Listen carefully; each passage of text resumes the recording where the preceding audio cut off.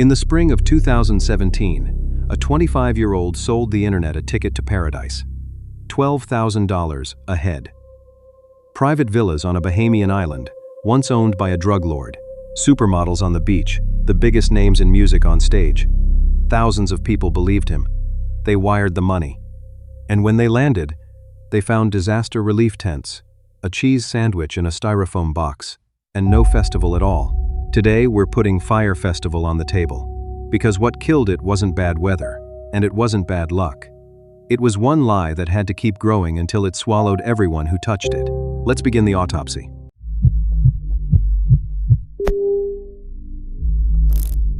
To understand how a music festival became the most famous scam of the internet age, you first have to understand the man who built it. Because Fyre was never really about music. It was about a feeling, and the feeling was for sale. Billy McFarland had one talent, and it was enormous. He could make you believe. Before Fyre, he had already launched a company called Magnus's, a black metal credit card aimed at young people who wanted to feel richer and more connected than they actually were. It promised exclusive parties and VIP access. It ran into complaints and refunds. But it taught McFarland the lesson that would define him. People will pay a fortune, not for a product, but for the illusion of belonging.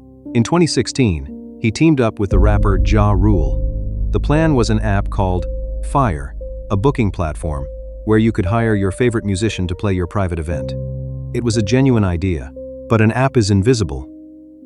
You can't feel an app. To launch it, they needed noise, a lot of noise. So they decided to throw a party so spectacular that the whole world would talk about it. A luxury music festival on a private island in the Bahamas. They called it Fyre Festival. The festival was supposed to be an advertisement for the app. Instead, it became the main event, and then the main disaster. And the marketing was, in a strange way, genius. In December 2016, McFarland flew a group of the most famous models and influencers on the planet to the Bahamas. Kendall Jenner, Bella Hadid, Emily Ratajkowski, Hailey Baldwin. He filmed them on yachts, on jet skis, laughing on white sand beaches. Then, on a single coordinated day, they all posted the same thing to Instagram, a plain, bright orange square. No information, no details. Just the color and a promise of something extraordinary coming. Within 48 hours, that orange tile reached tens of millions of people. It didn't sell a festival, it sold envy, and it worked. Tickets went on sale ranging from around $500 up to more than $12,000 for the VIP packages, which bundled flights and luxury tent accommodation. People bought them without knowing a single band on the lineup. They were buying the orange square. The promo video promised guests private catamarans, gourmet meals from celebrity chefs, and modern eco-friendly geodesic domes on a deserted island the company claimed was once owned by the drug kingpin Pablo Escobar. It looked like the most exclusive event of the decade. Money poured in. And Billy McFarland stood at the center of it, a first-time festival organizer who had never built anything like this in his life, holding millions of dollars and a promise the size of the ocean. And that was the whole engine of it. Fyre didn't sell tickets the way a normal event does, with a lineup, a schedule, a venue you could look up. It sold scarcity and status. The people buying weren't music fans checking who was playing. They were young, wealthy, and terrified of missing the thing everyone else was posting. That fear did the selling. McFarland understood that fear better than anyone, because he had built an entire career on it. The festival wasn't the product. Being seen there was the product. And a product like that doesn't need to be real to sell. It only needs to be believed right up until the day it has to physically exist. Before we open this one up, subscribe and hit the bell. Because on this channel, no fortune is too big and no promise too shiny to end up on the table. And trust me, the cause of death is never what you'd guess. Here is the problem with selling a feeling. Eventually, someone shows up expecting a festival. The first crack was the island itself. The team had been marketing the event as taking place on Pablo Escobar's private island. The actual owners of that property had one condition: do not mention Escobar. McFarland's team mentioned Escobar. The deal collapsed, and they lost the location. Suddenly, the festival that had already sold thousands of tickets had nowhere to happen. They scrambled to a new site on the island of Great Exuma, but it wasn't a private paradise. It was a corner of a development lot next to a sandals resort, a stretch of gravel and sand with no infrastructure. No luxury villas. No power grid built for thousands of guests. No water system. No plan. The eco-friendly geodesic domes did not exist. The private chefs did not exist. What existed was a flat piece of land, a countdown clock, and an ocean of expectations. A real festival takes a year or more to plan. McFarland had months, no experience, and a budget that was disappearing fast. The people he hired, production staff, event experts, started raising alarms almost immediately. They told him it could not be done in the time he had. They begged him to postpone, to turn it into a smaller event, to be honest with the ticket holders. He refused. Every time reality knocked, Billy McFarland's answer was the same. Keep selling, keep smiling, keep promising. The stories from inside that scramble are almost hard to believe.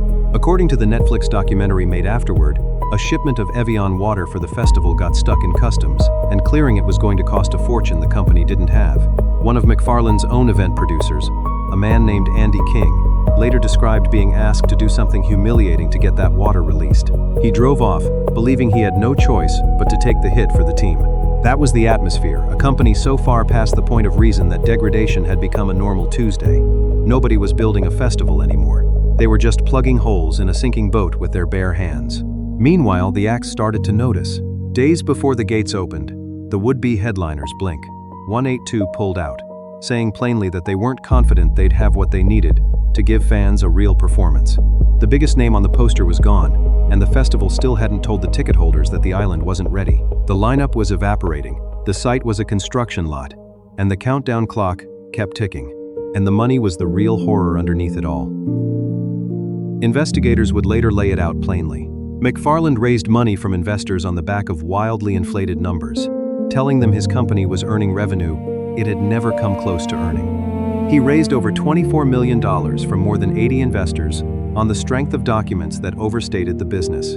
And instead of all of it going into building the festival, prosecutors said he diverted around $13 million toward himself, funding a lifestyle that included trading an $8,000 a month apartment for a $21,000 a month penthouse. And here's the detail that turns a failure into a crime. To keep the money coming, prosecutors said McFarland showed investors doctored documents, including a claim that his company had earned tens of millions of dollars, when the real figure was a tiny fraction of that.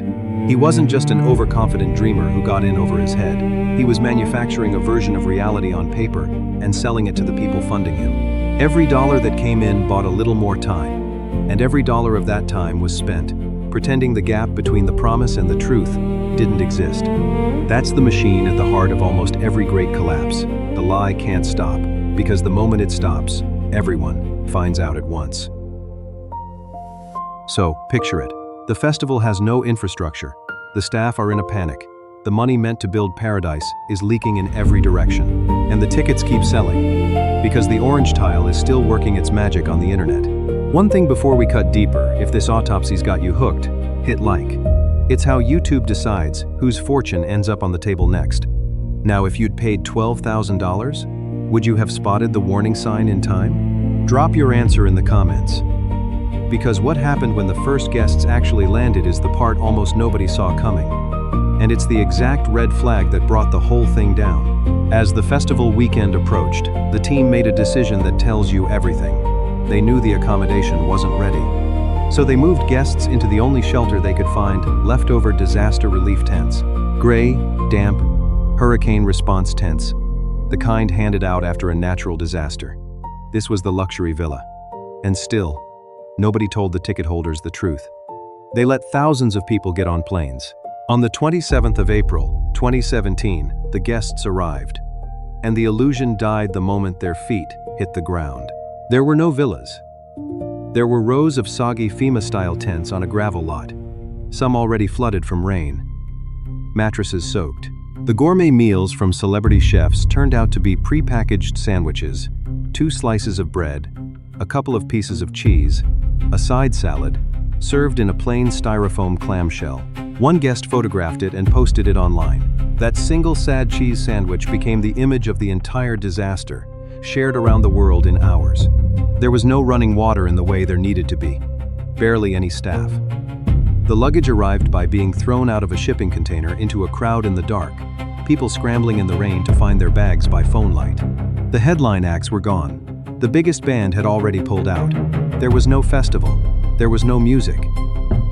There were just thousands of wealthy, influential young people stranded on an island, realizing at the exact same moment that they had been conned. And it got worse than uncomfortable.